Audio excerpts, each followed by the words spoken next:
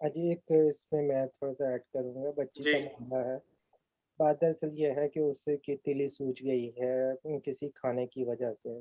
जब भी इंसान का टेस्ट ख़त्म होता है, तो मैदे के ऊपर एक ऑर्गन लगा होता है ब्राउन कलर का।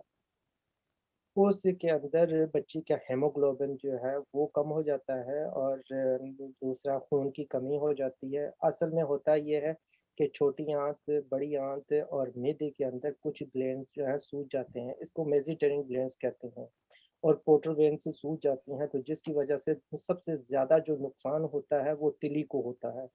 तिली को साफ़ करने के लिए जाबरांडी और सिनाथस अमेरिकाना, बैबरेस ये बच्ची को मदर टिंचर की सूरत में देने पड़ते हैं।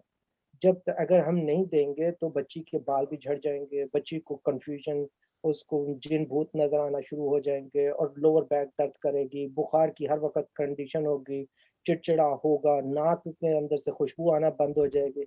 इसलिए फ़ौरी तौर पर मदर टिंचर जो है 3 ज़रूर ले लें, jaborandi mother tincture, ceanothus americanus mother tincture और बैब्रिस वल्गारिस जो मदर टिंचर है, वो देना शुरू कर दें, बाकी जो डॉक्टर साहब ने पोटेंसी बताई हैं, वो देना शुरू कर दें।